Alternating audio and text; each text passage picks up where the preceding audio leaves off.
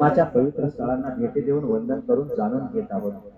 ही कुशीनगर भूमी देखील भगवंताच्या काळामध्ये अतिशय गाजलेली भूमी आहे आणि ऐतिहासिक वारसा लाभलेले प्रत्येक पर्यटन स्थळ याची माहिती आपण आल्यानंतर घेणं आपल्याला उत्सुकतेचं आहे।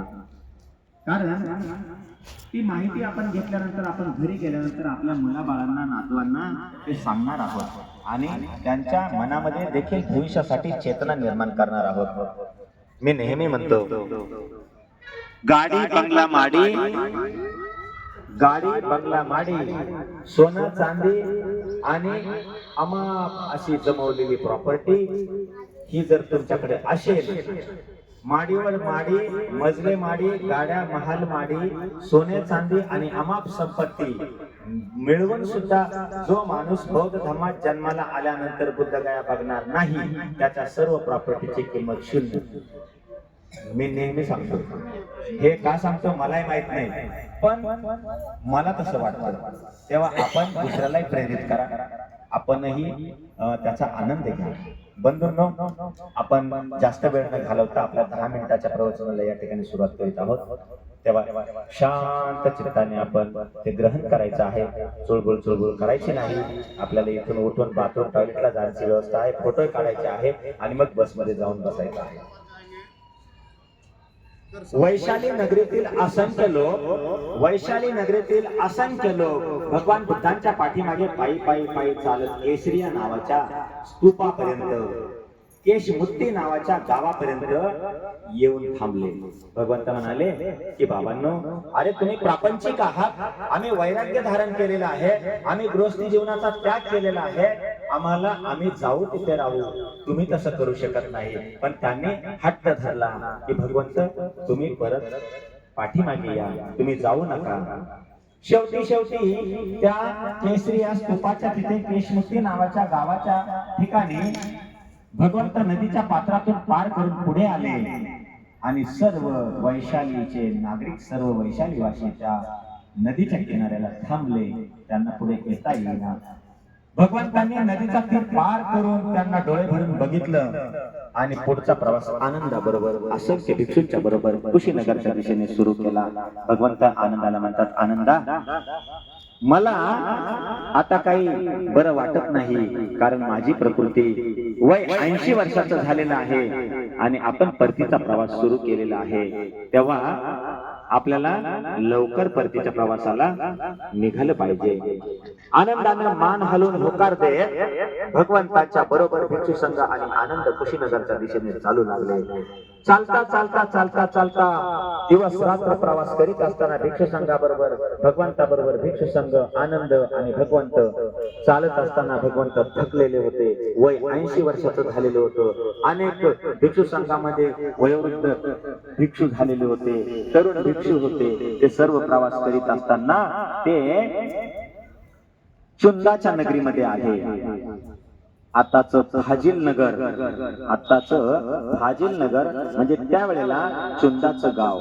त्या चुंदाच्या गावाच्या कुशीला एका आंब्याच्या वनामध्ये ते आले आणि त्या आम्रवनामध्ये येऊन असंख्य भिक्षू थांबले। गावामध्ये बातमी पसरली की आपल्या गावाच्या कुशीला असंख्य भिक्षू येऊन आम्रवनामध्ये थांबलेले आहे। तेव्हा गावातील चुंद लगोबगीने तयारी करीत त्या आम्रवनाकडे गेला। बघतो तर त्याच्या आम्रवनामध्ये असंख्य भिक्षू बसलेले होते। वंदन करून एका बाजूला चुंदानं बसून भगवंताला विनंती केली, तथागत, उद्या सकाळी भिक्षू संघाला माझ्या घरी भोजनाला यायचं आहे। मी भिक्षू संघासाठी आमंत्रण देत आहे, भोजनासाठी भिक्षू संघाला मी आमंत्रण देत आहे। चुंदानं भिक्षू संघाला श्रद्धेनं, अति मोठ्या श्रद्धेनं आमंत्रण दिले। भगवंतांनी होकार दिला। भगवंत ठरल्याप्रमाणे आनंदाबरोबर दुसऱ्या दिवशी सकाळी आम्रवनातून तयारी करून चुंदाच्या घराकडे निघू लागले। असंख्य भिक्षू भगवंताबरोबर तयारी करून चुंदाच्या घरी भोजनाचं आमंत्रण स्वीकारण्यासाठी निघाले। चुंदाच्या घरी पोहोचल्यानंतर भगवंताच्या भिक्षूच्या संघाचा एक नियम होता। त्या नियमाप्रमाणे अगोदर सर्व भिक्षू संघ भोजन वाढल्यानंतर भगवंतांनी घास घेतल्यानंतरच भिक्षू संघ सुरुवात करीत असे। तेव्हापासून चिवर धारण केल्यानंतर भिक्षू संघामध्ये मुख्य भंतेजींना भोजन केल्यानंतर सुरू केल्यानंतर आदेश दिल्यानंतर बाकीचे भंतेजी भोजन करतात. आणि म्हणून चुंदाच्या तिथे भगवंतांना भोजन अगोदर वाढण्यात आलं. भगवंतांनी भोजन घेतलं आणि एकच घास घेतल्यानंतर भगवंत आनंदाला म्हणतात, आनंद हे भोजन तुम्हाला पचणार नाही. भगवंत काय म्हणतात, आनंदा हे भोजन तुम्हाला पचणार नाही. तेव्हा आनंदानं चुंदाला बोलून घेतलं आणि ह्या भोजनाची विल्हेवाट लावण्याचं सांगितलं. आनंदानं चुंदाला बोलवल्यानंतर जी परिस्थिती आहे ती भगवंताची सांगितली. आनंदाला चुंदाला फार वाईट वाटलं. मी अति श्रद्धेनं बनवलेलं भोजन आहे ते भगवंत म्हणतात की भिक्षू संघाला ते पचणार नाही, भिक्षू संघाला पेलवणार नाही, भिक्षू संघाला ते जड होईल. आणि म्हणून त्या ठिकाणी असलेलं ते भोजन आहे त्या भोजनाचा भगवंतांनी स्वीकार केला. भगवंतांनी ते घेतलं, भगवंतांनी ते खाल्लं आणि त्यानंतर उरलेलं भोजन आनंदाने आणि भिक्षू संघाने चुंदाला बरोबर घेऊन ते जवळ असलेल्या एका शेतीमध्ये खड्डा खोदून त्यामध्ये ते बुजून टाकण्यात आले. बघा, भोजनाच्या एका अन्नाच्या कणाला किती महत्व आहे. आणि भिक्षू संघाला तयार केलेलं भोजन भगवंतांनी सांगितल्याप्रमाणे त्यांनी ते फेकून दिलं. पण असं उघड्यावरती टाकलं का? नाही, मातीमध्ये खड्डा खोदून ते बुजून टाकण्यात आलं. का? कारण ते भोजन जर भिक्षू संघाला भोजनाच्या वेळेला खाऊन पचण्यासारखं नाही किंवा ते योग्य नाही तर ते ज्यांना वाचा नाही, ते पशु पक्षी प्राणी, ते खाल्ल्यानंतर ते कुणाला सांगतील त्यांना झालेला त्रास. म्हणून हे भगवंतांना समजत होतं की त्यांना जर त्रास झाला तर त्यांना वाचा नाही, त्यांना बोलून दाखवता येणार नाही. आणि म्हणून हे भोजन जमिनीत पुरून टाका असं भगवंतांनी सांगितलं. ठरल्याप्रमाणे भोजनाची विल्हेवाट लावली. भगवंतांनी भोजन घेतल्यानंतर उर्वरित भिक्षू संघाला चहा पाणी करून वेळेवरती जी व्यवस्था करता येईल ती चुंदानं केली. आणि भिक्षू संघ चुंदाच्या घरी चुंदाला भरभरून आशीर्वाद देऊन पुन्हा आम्रवनाकडे निघाला.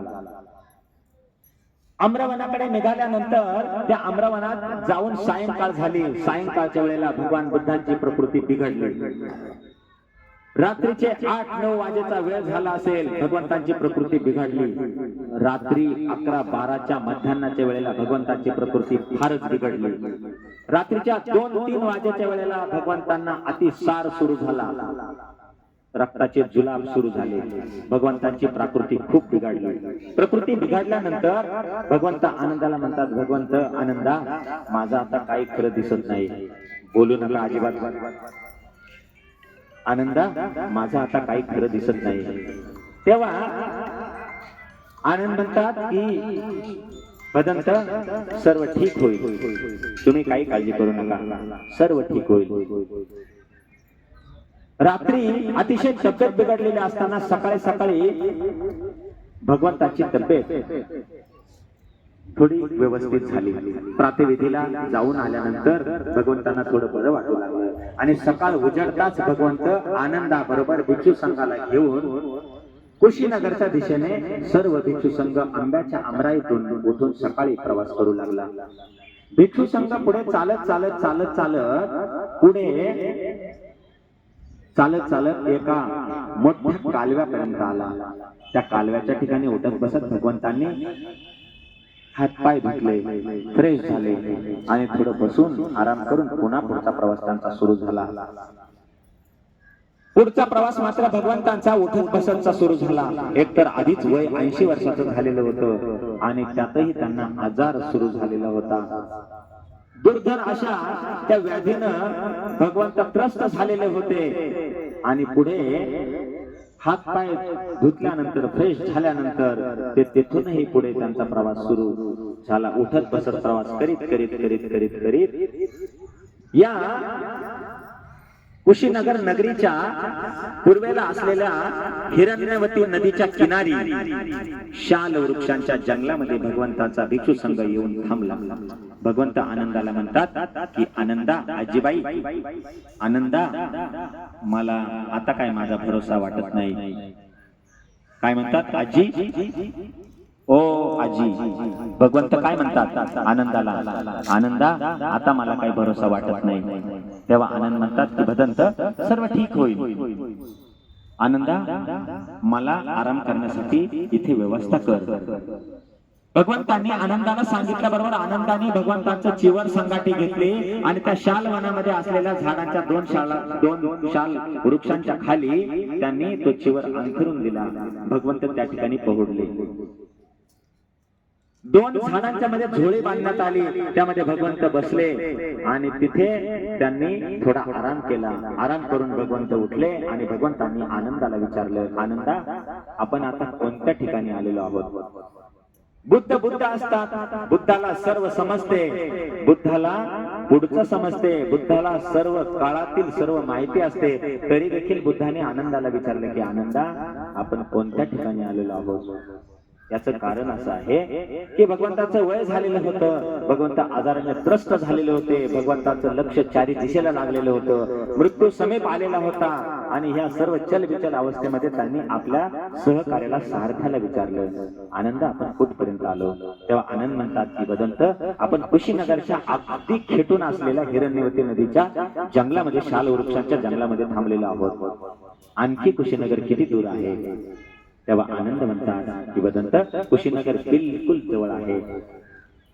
कशिया नावाचं गाव म्हणजे कुशीनगर, त्या कशिया नावाच्या गावामध्ये आपण लगभग पोहोचलेलो आहे. आणि म्हणून भिक्षू संगतीतून भगवंताबरोबर चिवरची घडी करून ती झोळी त्या ठिकाणाहून झाडाची सोडून पुढे पुढे पुढे पुढे पुढे चालू लागला.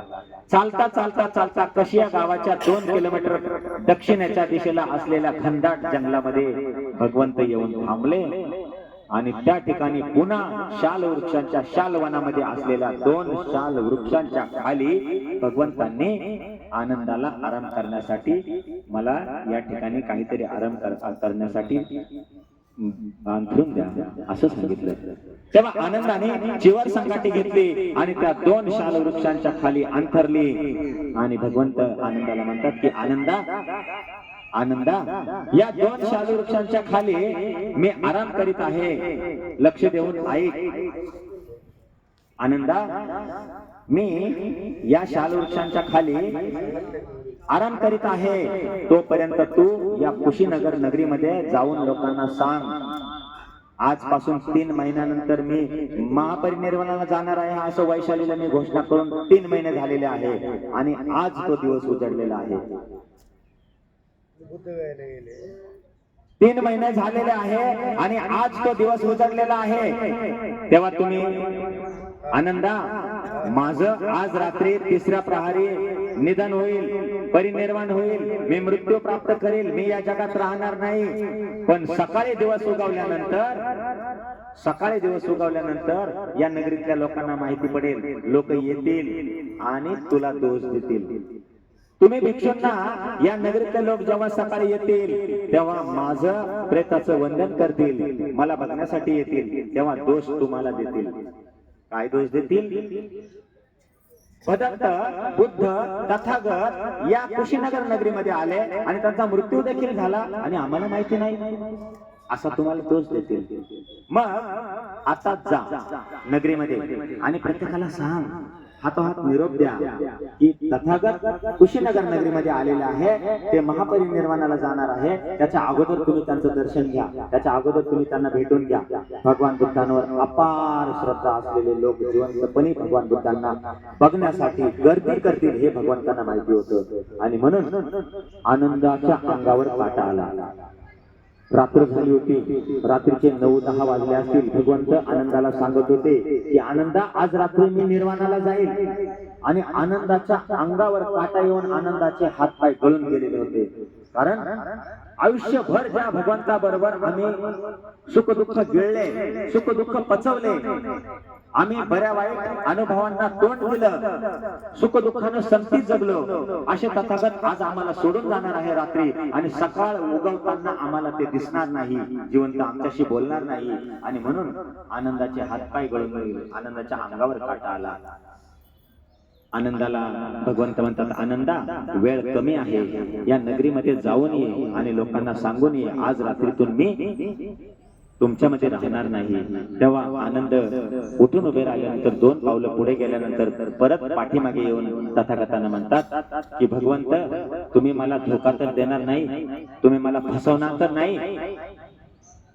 आनंदा मी दिलेला शब्द हा पाळतो, मी तुला फसवणार नाही, जा लवकर. आनंदानं असं का विचारलं? कारण आनंद तिकडे निरोप देण्यासाठी जातील आणि भगवंताचा इकडे मृत्यू होईल आणि असं झालं नाही पाहिजे म्हणून आनंदानं भगवंतांना विचारलं की तुम्ही मला धोका तर देणार नाही, मी तिकडे जाईल आणि तुम्ही मृत्यू पावाल? तर भगवंत म्हणाले नाही, जा. तेव्हा आनंद त्या नगरीमध्ये रडत रडत जात लोकांना सांगितलं की कुशीनगर नगरवासियांनो, तुमच्या नगरीमध्ये तथागत आलेले आहे, ते निर्वाणाला जात आहे, सकाळी त्यांचा मृत्यू होईल, तुम्हाला ते जिवंत भेटणार नाही, आताच तुम्ही त्यांचं शेवटचं दर्शन घ्या, शेवटचं दर्शन घ्या. हातोहात निरोप गेला. रात्रीतून कुशीनगरच्या नगरीमध्ये सर्व श्रद्धाळू लोक या ठिकाणी येऊन गर्दी करू लागले. तथागतांचे रात्री दर्शन घेण्यासाठी गर्दी झाली. 2 शाल वृक्षांच्या मध्ये रात्रीच्या 12 वाजेच्या नंतर तथागतांच्या मृत्यूचा खेळ सुरू झाला. ज्या 2 शाल वृक्षांच्या आतमध्ये भगवान बुद्धांना आराम करण्यासाठी चिवर अंथरण्यात आलेलं होतं, त्या चिवरला डोक्याची उशी बनवण्यात आली, एका झाडाला उशी बनवण्यात आली, एका झाडाला पाय लावण्यात आले. भगवान बुद्धांचा रात्री 2 वाजेच्या नंतर 3ऱ्या प्रहाराला मृत्यूचा खेळ सुरू झाला. मृत्यूने झटका दिला की मान खाली पडायची. आनंद मान उचलून त्या झाडाला लावित होते. मृत्यूने झटका दिला की पाय झाडाचे खाली पडायचे. आनंद पाय उचलून झाडाला लावित होते. मृत्यूचा झटका आला की मान झाडाची खाली पडत होती. आनंद उचलून झाडाला लावित होते ती मान. मृत्यूचा झटका आला की पाय खाली पडत होते. आनंद पाय उचलून झाडाला लावित होते. असा खेळ सुरू झाला. आणि भगवंत म्हणतात की आनंदा मी आता थोड्या क्षणात तुमच्यातून निघून जाईल. आनंद रडत रडत भगवंतांना म्हणतात की तुमची काय इच्छा आहे? भगवंत म्हणतात की आनंदा मला तुझ्या हातून शेवटचं पाणी प्यायचं, मला तुझ्या हातून शेवटचं पाणी पिण्याची इच्छा आहे. तेव्हा आनंद लगोबीने उठतात. आयुष्यभर ज्यांच्या बरोबर आम्ही राहिलो ते आता आमच्या हातून काही खाणार पिणार नाही. तेव्हा शेवटचं पाणी आनंदानं तथागतांना पाजण्यासाठी ते उठले आणि पळत सुटले. आनंद या ठिकाणाहून उठून जवळच असलेल्या माथाकुवर मंदिराच्या तिथे गेले आणि तथागतांना पाणी घेऊन आले. शेवटचं पाणी तथागतांना पाजलं. शेवटचं पाणी तथागतांना पाजलं आणि डोळे भरून तथागतांनी आनंदाला पाहून पहाटे मान टाकली. तथागतांचं निर्वाण झालं. तथागतांचा मृत्यू झाला. सगळीकडे आक्रोश करू लागले. सर्व भक्तजी रडू लागले, हात पाय पसरून लोळू लागले, ओर बडवू लागले, आक्रोश करू लागले. अकांड तांडव सुरू झाला. भगवंत या विश्वातून निघून गेलेले होते. त्यांच्या देहातून, त्यांच्या कायापुढेतून जीव निघून गेलेला होता. सगळीकडे आरडाओरड सुरू होती. भगवंताचं महापरिनिर्वाण झालेलं होतं. अनेक जुने जाणते लोक त्या ठिकाणी येत होते. 60,000वा भिक्षू देखील त्या ठिकाणी आलेला होता. सुभद्रा 120 वर्षाचा सुभद्रा शेवटी येऊन भगवंतांना भेटून काही प्रश्न भगवंताशी चर्चा केलेली होती त्यांनी. तो 60,000वा भिक्षू भगवान बुद्धांनी मृत्यू होईपर्यंत आनंदाला सांगितलं, आनंदा येऊ द्या, त्याला अडवू नका. त्याला दीक्षा दिल्यानंतर शेवटचा भिक्षू 60,000वा भगवंतांनी तयार केला आणि भगवंतांनी शेवटी आनंदाच्या हातून पाणी पिऊन मान टाकली. भगवंताचं या ठिकाणी महापरिनिर्वाण झालं. 2 शाल वृक्ष होते. विश्वात निर्माण झालेल्या अनेक आलेल्या आणि गेलेल्या लोकांपैकी विशेष अशी विभूती असलेल्या तथागतांचा जन्म शाल वृक्षाच्या खाली झाला, लुंबिनी वनामध्ये. मृत्यू देखील शालवनाखाली, शाल झाडाखाली झाला. ज्या दिवशी जन्म झाला त्याच दिवशी मृत्यू झाला. असे जगात फार क्वचित विभूती जन्माला येऊन जातात की जे तथागतांच्या बाबतीत घडलं. आणि म्हणून सगळी नगरी या ठिकाणी आक्रोश करू लागली.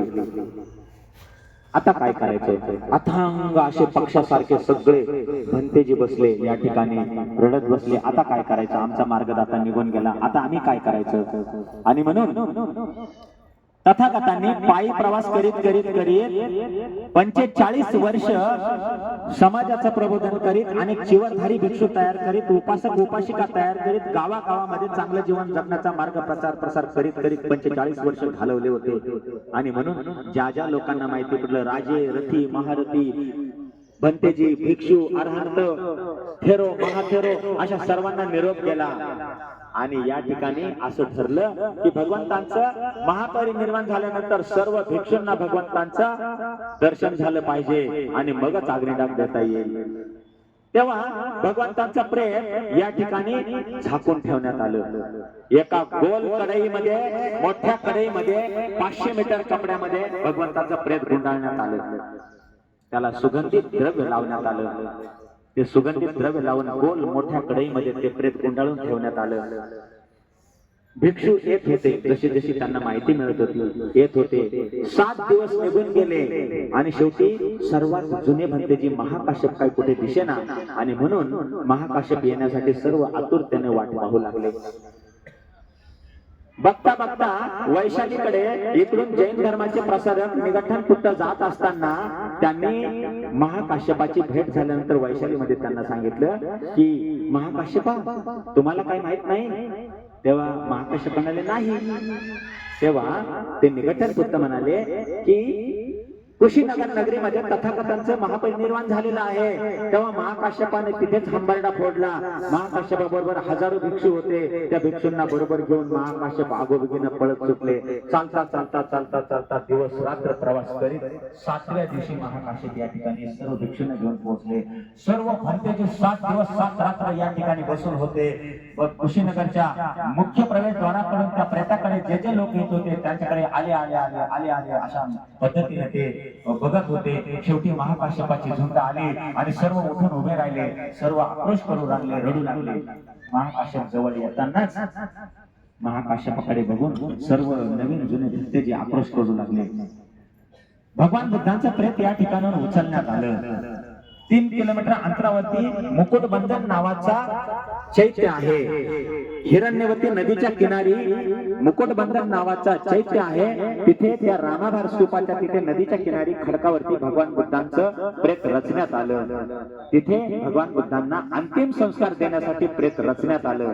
आणि प्रेत रचल्यानंतर सर्व उपासक, भिक्षू, भंतेजी, थेरो, महाथेरो, राजे वगैरे सर्व येऊन बसलेले होते. भगवान बुद्धांच्या अंतिम संस्काराच्या वेळेला अग्नी द्यायचा कसा, अंतिम विल्हेवाट प्रेताची लावायची कशी, 7 दिवस प्रेत सांभाळून ठेवलेलं होतं. इथून 7 दिवसानंतर महाकाश्यप आल्यानंतर ते उचललं आणि तिथे ते रचल्यानंतर महाकाश्यपानं त्या प्रेताला 3 चक्कर 3 फेऱ्या मारून ते प्रेताला अग्निदान देण्यात आला.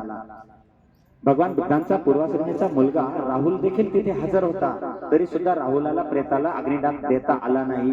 याचं कारण असं आहे की भगवंत म्हणाले की स्थावर मालमत्ता जी माणसानं निर्माण केलेली आहे ती प्रॉपर्टी ही काही वारसा नाही. तुम्हाला चांगला जीवन जगण्याचा कर्माचा जो मार्ग दिलेला आहे आणि त्याचा वयस्कर वारसदार जो आहे तो महाकाश्यप आहे. महाकाश्यप जीवर घेऊन सर्वात जुना वयस्कर असे भंतेजी होते आणि म्हणून त्यांना धर्माचा वारसा या नात्याने भगवान बुद्धांच्या अग्नीला प्रेताला अग्निदान देण्याचा मान मिळाला. आणि म्हणून तेव्हापासून प्रेताला अग्निदान देताना 3 चक्कर मारून मगच प्रेताला अग्निदान देतात का 3 चक्कर माणूस मृत्यू झाल्यानंतर? काही लोक म्हणतात 1 चक्कर मारला बास झालं. त्यांना म्हणायचं बाबा तुम्हाला माहिती नाही, तुम्ही जरा एका कोपऱ्याला बसा. एक तर काही माहिती नाही, जे लोक करतात त्यांना अडथळा खूप लोक निर्माण करतात. एक तर काही येत नाही आणि दुसऱ्याला करू देत नाही. 1-2 गोष्टी आहेत तुम्हाला माहिती आहे. एक तर काही कळत नाही, आम्ही कोणाचं ऐकतही नाही, आम्हाला काही कळतही नाही. तेव्हा अशा प्रकारची संस्कृती समाजामध्ये असते. तेव्हापासून प्रेताला 3 चक्कर मारून मगच अग्निदान देतात. भगवंतांना अग्निदान देण्यात आला. प्रेत पेटायला सुरुवात झाली आणि लोक तिथे भंतेजी ऊर बडून आक्रोश करू लागले. भगवंत गेले, भगवंत गेले, भगवंत गेले. प्रेत पेटत असतानाच महाकाश्यप उभे राहिले आणि महाकाश्यपाने सांगितलं थांबा. आपला मार्गदाता जरी गेलेला आहे तरी आता पुढचं जीवन जगायचं कसं? कारण वैशालीहून येताना महाकाश्यपाच्या बरोबर नवीनच तरुण दीक्षित झालेले एक जे भंतेजी होते त्यांना माहिती पडल्यानंतर ते म्हटले बरं झालं भगवंत गेले, आता किती खा कधी खा, दाढी मिशा वाढवा आणि कोणते कसे कपडे परिधान करा, कुठेही झोपा, काही करा, आता काही नियम वगैरे काही राहणार नाही. परंतु महाकाश्यपाला फार वाईट वाटलेलं होतं आणि म्हणून महाकाश्यपाने की आता काहीतरी नियम चाकोरी भंतेजींसाठी बांधून दिली पाहिजे आणि म्हणून 500 लोकांना त्या नियमात जीवन जगण्यासाठी इथून राजगीरला पाठवण्यात आलं. तिथे भगवान बुद्धांनी आयुष्यभर काय सांगितलं त्या विचारांचं संगायन गोळा करून ते जतन करून पुढे त्या मार्गाने चालण्यासाठी 500 जुन्या भंतेजींची टीम तयार करण्यात आली आणि ती त्या राजगृह नगरीकडे पाठवण्यात आली. आपण त्या ठिकाणी बिंबिसार राजाचा जेल बघितला. तिथे असलेल्या समोरच्या कुशीमध्ये त्या कडे कपारीमध्ये ती धम्मसंगीती झाली. तिथे त्रिपिटकाची त्या भगवान बुद्धांनी आयुष्यभर काय सांगितलं ते वचन संगायन करण्यात आले आणि म्हणून बौद्ध धर्माचा त्रिपिटक नावाचा ग्रंथ तिथे उपस्थित झाला व तिथे निर्माण झाला. सुत्त पिटक आणि विनय पिटक. अभिधम्म पिटक हा नंतरचा संगीत निर्माण झाला. तेव्हा या ठिकाणी प्रेताला अग्निदान देताना महाकाश्यप प्रेताच्या ठिकाणी आले, इथे आले नाही. 7 दिवस झाल्यानंतर महाकाश्यपाची वाट पाहून जेव्हा प्रेत इथून उचललं आणि तिथे अंतिम संस्कारासाठी नेलं तर प्रेत रचून सर्व व्यवस्थित करून ते शेवटी अग्निदान देण्यासाठी महाकाश्यपाची वाट पाहत होते. एकदम अग्निदान देण्याच्या वेळेलाच महाकाश्यप येताना सर्वांनी पाहिलं आणि सर्वांनी उभं राहून आक्रोश करायला सुरुवात केली. प्रेताजवळ महाकाश्यप आल्यानंतर प्रेताचे पाय उघडे करण्यात आले, पायाचं वंदन करण्यात आलं आणि मग अग्निदान दिला 3 चक्कर देऊन. प्रेताचे पाय वंदन का करतात? प्रेतावर पाणी टाकायचं नाही.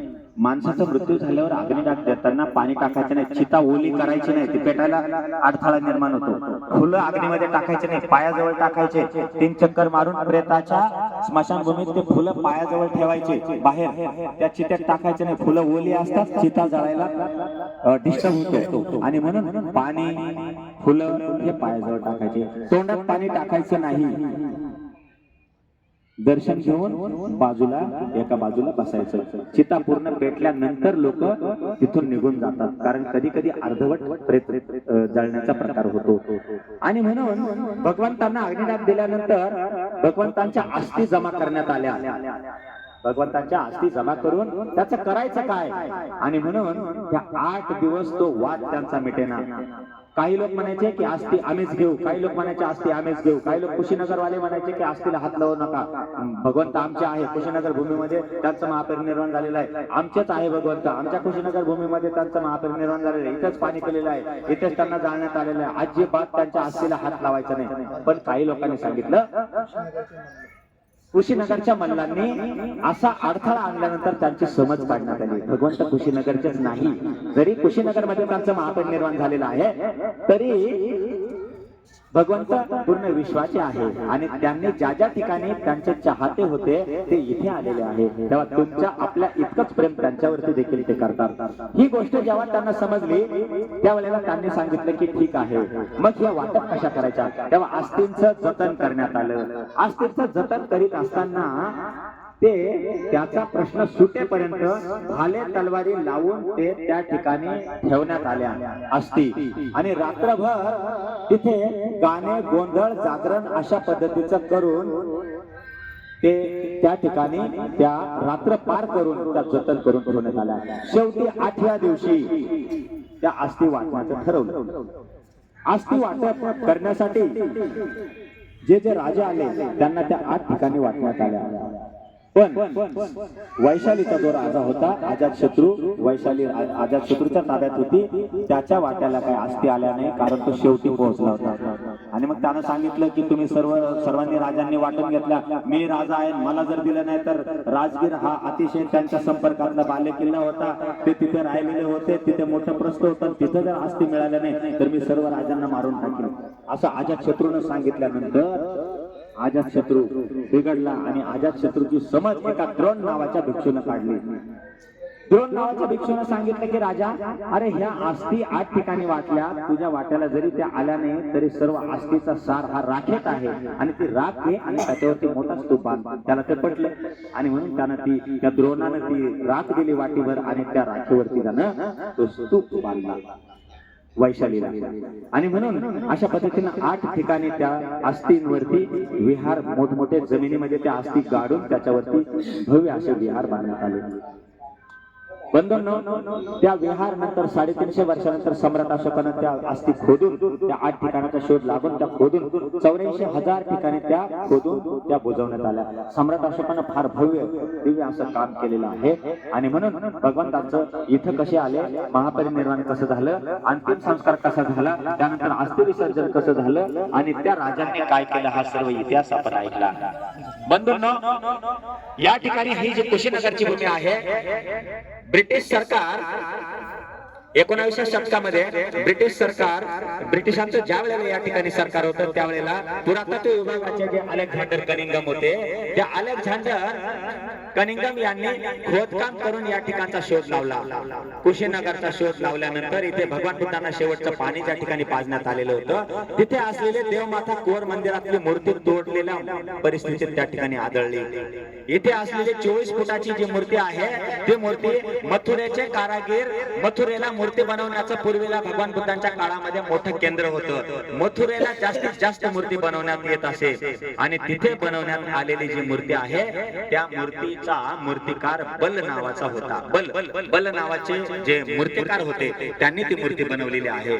1955च्या काळामध्ये ज्या वेळेला याचं खोदकाम केलं, वादळ आलं, त्यावेळेला इथे या मूर्तीचे 3 तुकडे केलेले आढळले. 3 तुकडे आणि ते अस्तव्यस्त होते. खोदकामात अलेक्झांडर कनिंगमने पुरातत्व विभागाकडून खोदकाम करून ते 3 तुकडे एकत्र करून ती पुन्हा जोडण्यात आली. 1955च्या कालावधीमध्ये बाबासाहेबांनी नेपाळमध्ये काठमांडूची परिषद संपल्यानंतर ज्या वेळेला काठमांडून बुद्धगयाहून सारनाथून बाबासाहेब कुशीनगरला आले आणि हे सर्व बघितल्यानंतर बाबासाहेबांनी या मूर्तीच्या पायाजवळ बसून बाबासाहेबांनी वंदन करून ढसा रडू लागले. डॉक्टर बाबासाहेब आंबेडकर या मूर्तीच्या पायाजवळ बसून 26 नोव्हेंबर 1956 ला महापरिनिर्वाणाच्या 10 दिवस अगोदर बाबासाहेब या मूर्तीच्या पायाजवळ बसून ढसा रडू लागले. बाबासाहेब आंबेडकरांनी आक्रोश सुरू केला.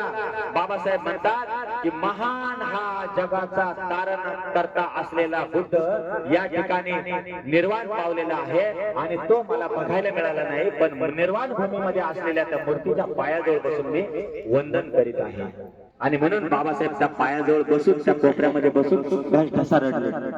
बाबासाहेबांसारखा बोधिसत्व बुद्ध इथे येऊन रडला तर आपण काहीच नाही त्यांच्या पुढे.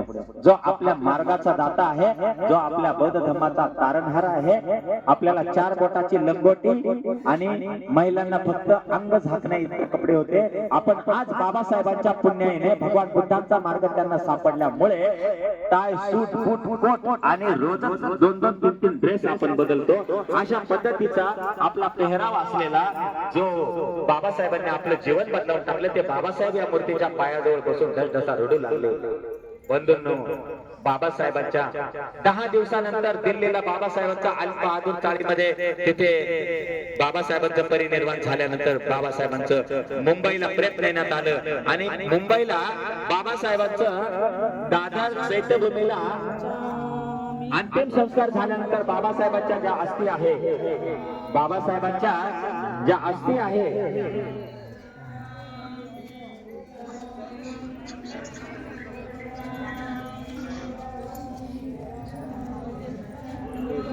बाबासाहेबांच्या ज्या अस्थी आहे त्या अस्थी या कुशीनगरला येऊन या स्तूपामध्ये ठेवण्यात आलेल्या आहे. हे बघा, या स्तूपामध्ये बाबासाहेबांच्या अस्थी ठेवण्यात आलेल्या आहेत. आणि म्हणून किती पवित्र अशी कुशीनगर भूमी आहे.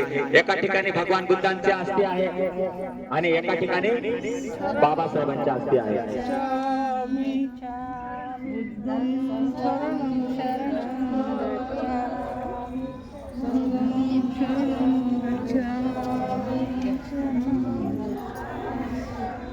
एका ठिकाणी बुद्धाच्या अस्थी आहे, बुद्धाचं प्रतीक आहे, तर दुसऱ्या ठिकाणी बाबासाहेबांच्या अस्थी आहे. किती पवित्र अशी भूमी आहे. त्या भूमीचा आपण अभ्यास केला, भूमीचं आपण प्रवचन ऐकलं आणि प्रवचन ऐकून धन्य झालो.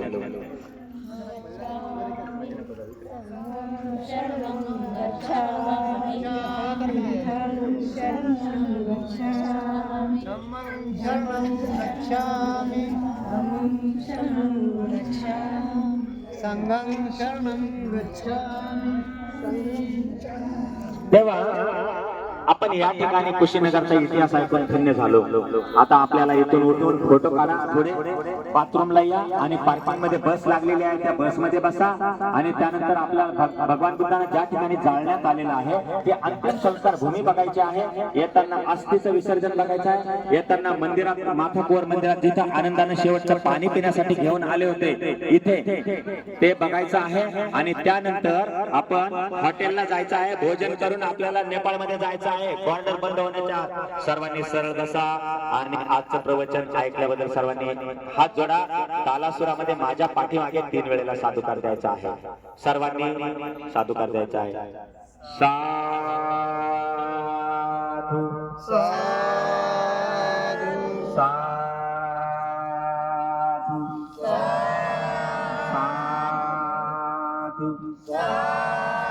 बुद्धं नमामि,